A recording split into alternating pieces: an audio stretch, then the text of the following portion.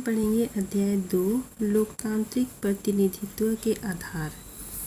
यहाँ देखिए, लोकतंत्रीय सरकार में समाज के सभी लोगों का प्रतिनिधित्व रहता है।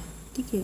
सार्वभौमिक वयस्क मताधिकार, निर्धारित निर्वाचन क्षेत्र, उत्तरदायी राजनीतिक दल तथा बहुमत इसके प्रमुख आधार हैं। हम लोग आगे पढ़ेंगे इसके बारे में।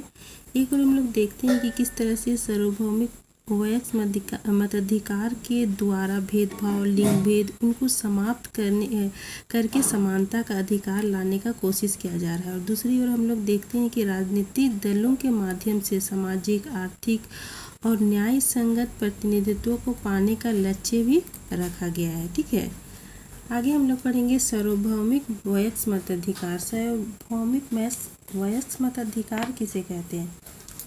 देखिए, भारतीय संविधान के अनुच्छेद 326 के तहत सभी नागरिकों को बिना किसी भेदभाव का समान रूप से वोट डालने का अधिकार दिया गया है। ठीक है। सार्वभौमिक मतलब सभी को, वयस्क मतलब जो बड़े हैं या तो जो वयस्क हो चुके हैं। ठीक है। आगे है मताधिकार मतलब वोट डालने का अधिकार। वोट डालने का अधिकार सभी देश में अलग अलग है। इंग्लैंड, फ्रांस, रूस में 18 साल है, जबकि नॉर्वे में 21 साल। पहले हमारे देश में भी ये 21 साल था, किंतु संविधान के 61वां संशोधन के तहत 1988 में इसे पुनः 18 वर्ष कर दिया गया। ठीक है। आगे देखिए, वोट वही व्यक्ति दे सकता है जो भारत का नागरिक हो, 18 वर्ष पूरा कर चुका हो, मतदान सूची में उसका नाम हो, किसी बड़े अपराध या दोषी ना हो, पागल या दिवालिया ना हो, वही व्यक्ति वोट दे सकता है। ठीक है। आगे देखिए, मतदान की तिथि को मतदाता केंद्र पर जाकर मतदान करता है। पहले मतदान पत्र पेटिया के द्वारा होती थी, लेकिन अब इसे इलेक्ट्रॉनिक वोटिंग मशीन के द्वारा मतदान किया जाता है। ठीक है।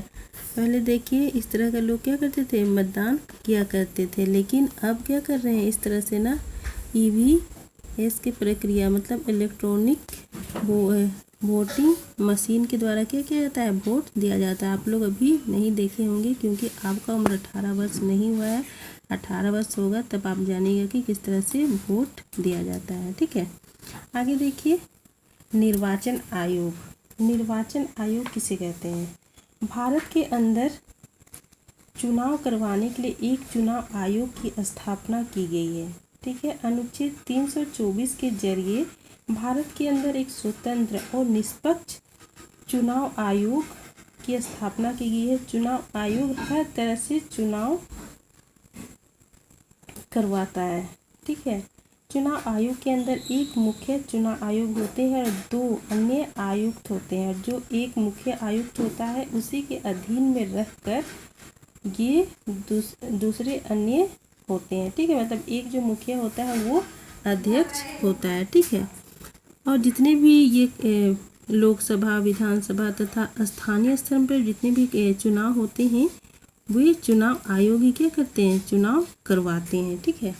आगे देखिए, यहाँ पर चुनाव आयोग के कार्य ना, चुनाव आयोग के क्या क्या कार्य है। सबसे पहले देखिए, चुनाव क्षेत्रों का परिसीमन करना।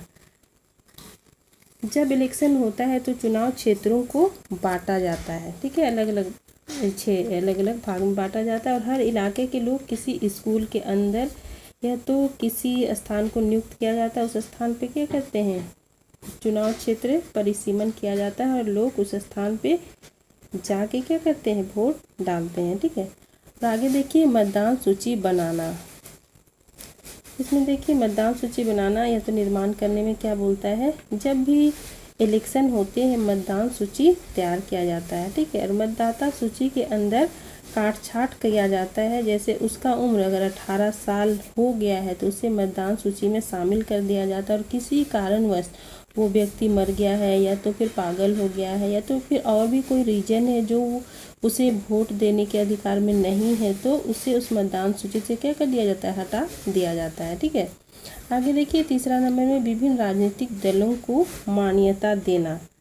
देखिए, चुनाव आयोग में विभिन्न राजनीतिक दलों को मान्यता देता है। जैसे हम लोग जानते हैं कि राष्ट्रीय स्तर पर भी होता है और राज्य स्तर पर भी अलग अलग दल होते हैं। जैसे राष्ट्रीय स्तर पर हम लोग देखते हैं ना, कांग्रेस होता है, जनता दल होता है, और उसको महत्व दिया जाता है, मतलब मान्यता दिया जाता है। ठीक है, आगे देखिए, राजनीतिक दलों का चुनाव चिन्ह तय करना। ठीक है, यहाँ पर देखिए, राजनीतिक दलों का चुनाव चिन्ह प्रदान किया जाता है। किसी को हाथ छाप दिया जाता है, किसी को कमल छाप दिया जाता है, किसी को किताब, किसी को केला, किसी को लालटेन। इस तरह से हर एक को अलग अलग चुनाव चिन्ह दिए जाते हैं। ठीक है, और देखिए, मतदान संबंधी तिथियों का निर्धारण किया जाता है। मतदान संबंधी मतलब किस तिथि को मतदान करने का तिथि नियुक्त किया जाता है। भरे गए आवेदनों की समीक्षा, मतलब कि वो सही है कि गलत है, उसकी पुनः जांच पड़ताल की जाती है।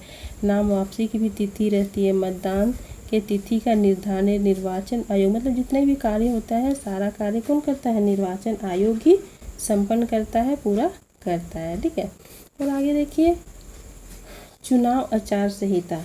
चुनाव आचार संहिता किसे कहते हैं? चुनाव आयोग आचार संहिताओं को लागू करता है। जब चुनाव होते हैं तो कुछ खास नियमों को लागू किया जाता है।